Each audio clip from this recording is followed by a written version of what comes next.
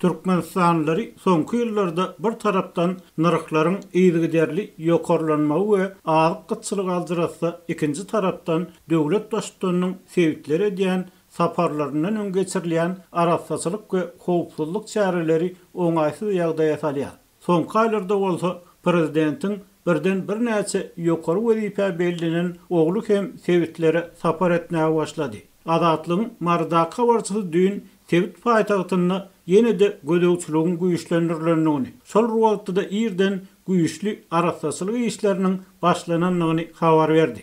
Mar şäherinden başlap Bayramaly şuha ýolunyň uğruna ýerleşen Bedew aýlagyna çenli awdançylyk işleri geçirilýär. Bayramaly ýolunyň asfaltyny täzelýärler. Marynyň içinde bolsa 14 aprelde saat 2-de Kemine köçesini bağlap ýoluň akçylyklaryny täzelediler. Yola çekilen piyade belgilerini ağ renk bilen renklediler.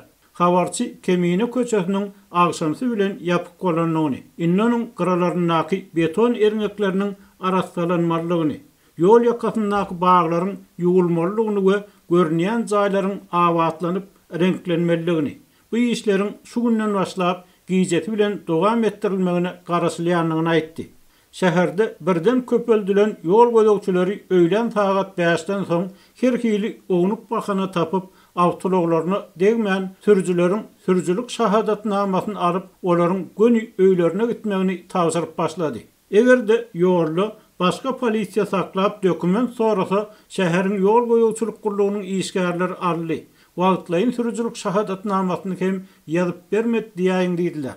Bu galagoplugyň sebäbi düşündirilmeýär diýip habarça aýtdy. Azatlyk bilen anonimlik şertinde urlaşan polisiýa işgäri anyk sebäbini özümiz hem bilemizok diýdi. Ýönül iki hepde çemmesi wagt içinde prezidentiň ýa onuň oglunyň ýa-da ikisiniň hem bile gelmeginiň ähtimallygyny aradan aýyrmady. Hukuk goraýjylary berilen buyruk bir-birinden habarsyz iki polisiýa işgäriniň tasdiklamagyna görä şäheri awtologlardan saplamakdan ibaret.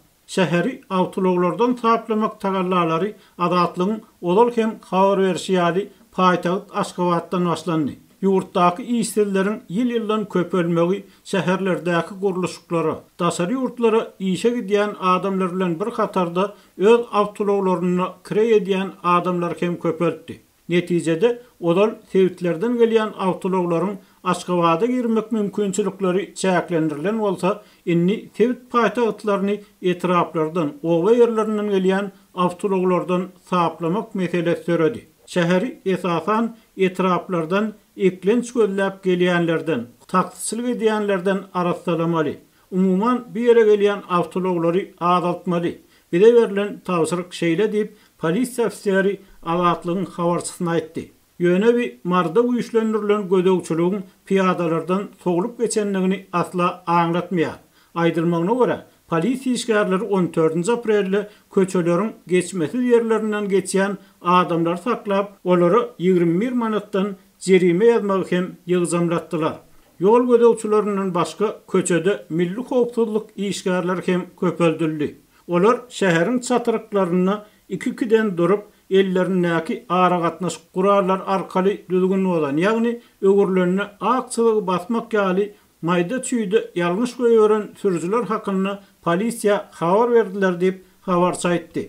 Azatlyk bilen anonimlik şertinde gurlaşan howpsuzlyk işgäri dogrymy aýtsam şu kärim bilen çatyrykda durup polisiýa kömekleşmäge utanýan idi. Ýönül häzir Marsewtine Aşgabatdan hem howpsuzlyk işgärleriniň gelip başlandygyny, özlerini hem günlerini goýmazokdyklaryny oýnardy. Azatlygyň habarçylary soňky döwürde Marynyň dilegçilik edýänlerden, köneşikli adamlardan saplanyş hakyny habar beripdiler. Ýöne 14 aprelde başlanan arassalayış Aşgabatda döwlet başçylarynyň ýol başçylygyna geçirilen mejlisde Gurbanyly Berdimuhammedowyň halk maslahatynyň başlygy wezipesine saýlanan wagtyna gabat geldi.